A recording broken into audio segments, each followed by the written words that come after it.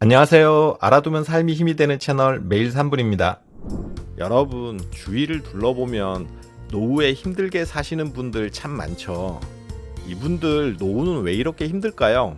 노후가 갑자기 망가진 건 아닐 거예요. 실제로 돈 때문에 망가지고 건강 때문에 망가진다고 생각하시는데요. 사실 그것보다는 현실을 너무 늦게 알아차렸기 때문입니다. 아직 괜찮아. 아직 젊으니 어떻게든 되겠지. 이 생각이 스스로를 위로해온 이 말 한마디가 노후를 조용히 그리고 돌이킬 수 없이 갉아먹고 있었던 거예요. 오늘 이 영상이 좀 불편하실 수도 있어요. 하지만 끝까지 보시면 노후에 대한 생각이 달라지고 좀 안심이 될 수도 있을 거라고 장담합니다. 우리 평생 열심히 살아왔어요. 그렇게 평생 일하면서 이루어낸 한 가지가 있는데요. 바로 내 집 한 채죠. 새벽같이 일어나 출근하고 명절도 반납하고 야근도 마다하지 않으며 그렇게 3, 40년을 버텼습니다. 그리고 마침내 내 이름이 새겨진 집 한 채를 가졌을 때 그때의 감격은 잊지 못할 거예요. 이 정도면 잘 살았다. 괜찮다고 생각했습니다. 그런데 막상 은퇴하고 나면 현실은 다르죠. 집은 있는데 지갑은 비어 있는 겁니다. 이런 상황에 처해 있는 분들 주변에 있으실 거예요. 아니 어쩌면 지금 이 영상을 보고 계신 여러분 얘기일 수도 있고요. 집을 팔자니 갈 곳이 없고 그냥 살자니 당장 이번 달 생활비가 모자라고 이러지도 저러지도 못하는 처지가 난감하죠. 재산의 대부분이 집에 묶여 있는 분들 생각보다 훨씬 많아요. 그래프 보시면 우리나라 60대, 70대 이상 자산의 80% 이상이 실물 자산, 그러니까 부동산입니다. 집은 있지만 현금이 없다는 거죠. 그리고 집값이 오른다고 생활비가 통장에 들어오나요? 솔직히 앞으로 집값이 오르기도 쉽지 않고요. 운 좋게 집값이 올라도 내가 이사갈 만한 곳도 다 올라 있어서 별 의미가 없어요. 나중에 이 부분은 도움 되실 수 있게 꼭 짚어드릴게요. 그래도 60대까지는 어떻게든 버텨져요. 몸도 아직 건강하고 지출도 그나마 예측 가능하니까요. 그런데 70대가 넘어가면서부터 상황이 달라져요. 첫째, 병원비입니다. 허리가 아프다, 무릎이 쑤신다, 혈압약이 늘었다, 당뇨가 심해졌다. 60대까진 한 달에 몇만 원 들지 않던 의료비가 70대엔 30만 원을 넘어가고 80대엔 감당 못하게 되는 경우가 허다합니다. 둘째, 경조사비입니다. 이게 사실은 말하기 어려운 부분인데요. 70대가 되면 부고 소식이 눈에 띄게 늘어요. 친구가, 옛 직장 동료가, 이웃이 하나 둘씩 떠납니다. 장례식장을 가야 하고 조의금을 내야 하고 들어오는 돈은 갈수록 줄어드는데 나갈 돈이 늘어나는 거예요. 경기도에 사시는 74세 K씨는 한 달에 조의금, 축의금으로만 20에서 30만 원이 나간다고 하세요. 살아있다는 명목으로 세금 떼가는 것 같다는 말씀을 하셨는데 그 말이 웃기면서도 서글프더라고요. 국민연금, 노령연금 합해도 100만 원이 안 되는데 구조금은커녕 생활비도 택도 없다고 하시더라고요. 이 얘기가 남의 얘기가 아니에요. 우리 선배 세대가 겪고 있는 현실이고 또 저나 여러분들이 맞이할 가까운 미래입니다. 이 현실을 받아들이고 인정해야 노후를 바꿀 수 있어요. 모르는 척하면 당장은 편하지만 불행을 키우는 겁니다. 이미 은퇴하신 분들에게 여쭤볼게요. 퇴직금 받았을 때는 그래도 든든했죠. 당장 생활비로 쓸 얼마간을 빼놓고 버틸 계획을 세워요. 근데 매달 나가는 적자를 메우다 보면 그 숫자가 조금씩 줄어갑니다. 처음엔 에이 아직 꽤 남았으니 괜찮아 하다가 시간이 지날수록 줄어드는 통장 잔고를 보면서 불안해지고 나중엔 새벽에 잠이 안 와서 은행 앱을 자꾸 열어보게 돼요. 불안이 엄습해 오는 거죠. 나이 들수록 이 두려움이 많은 분들을 잠 못 들게 하죠.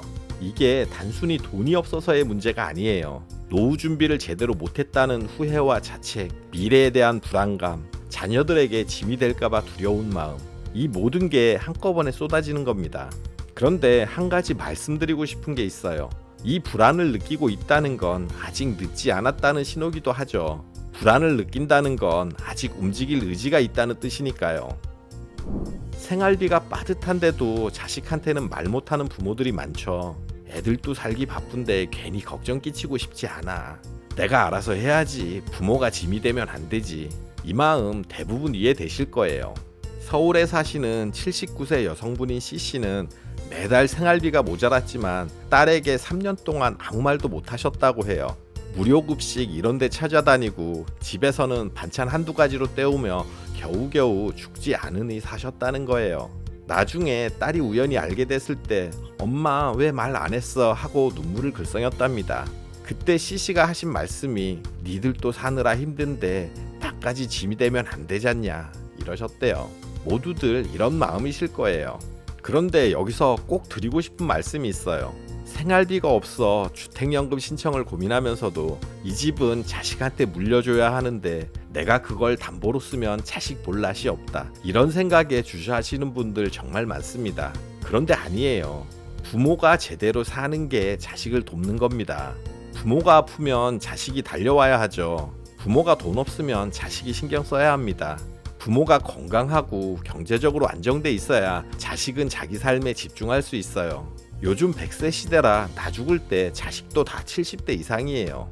집을 물려주는 것보다 죽을 때까지 자식한테 기대지 않고 자기 삶을 잘 사는 게 자식에게 훨씬 더 큰 선물이고 도와주는 겁니다. 은퇴 후에 일자리 구하시는 분들 많으시죠? 최저 시급 받는 편의점 아르바이트, 주차관리, 학교 급식 도우미, 아파트 경비, 공원 환경 미화원 등등 많죠. 열심히 일해서 최저임금 받으면 뭐가 남아 하시는 분들도 있으시고요. 그런데 실제로 그 일을 하고 있는 분들의 얘기는 완전히 달라요. 놀랍습니다. 아침에 일어날 이유가 생겼어요. 거기 같이 일하는 언니들이랑 커피 한잔 마시는 게 낙이에요. 집에만 있으면 괜히 우울했는데 일 나가면 그게 없어요. 일이 주는 건 돈이 아니라 살아있다는 느낌입니다. 아침에 일어날 목적이 생긴다는 게 얼마나 중요한 건지 할 일 없이 놀아보기 전에는 잘 몰라요. 하지만 은퇴 후 몇 달만 지나면 누구나 알게 되죠. 아무도 나를 필요로 하지 않는다는 느낌, 집에서 TV만 보다 하루가 다 간다는 허탈함, 이게 사실 돈보다 더 먼저 노후를 망가뜨려요. 또래나 비슷한 처지의 사람들과 어울리고 작은 역할이라도 해내며 나는 아직 쓸모 있다고 느끼는 것, 이게 바로 일자리가 주는 진짜 선물입니다. 월 50만원짜리 소일거리가 월 300만원짜리 우울증 치료받는 것보다 나을 수 있어요. 집은 있는데 쓸 돈이 없는 현실, 70대 이후 갑자기 커지는 병원비와 경조사비, 줄어드는 통장 잔고 앞에 두려움, 자식에게 짐이 될까봐 혼자 사귀는 마음, 오늘 드린 이 얘기들은 사실 하나로 이어져 있어요. 아직 괜찮다는 착각에서 벗어나자는 겁니다. 오늘 이 영상을 보고 여러분들은 노후가 바뀌는 교차점에 서 계신 거예요. 현실을 바로 보고 당장 하고 싶은 일을 시작하세요. 그게 노후가 망가지지 않는 가장 큰 비결입니다. 그리고 그 시작은 생각보다 늦지 않았다고 확신해요. 오늘 영상이 도움되셨다면 구독, 좋아요 눌러주시고 주변의 소중한 분들에게도 공유해주세요. 다음 영상에서 뵙겠습니다. 저는 매일 3분 대표 큐레이터 송한결이었습니다. 감사합니다.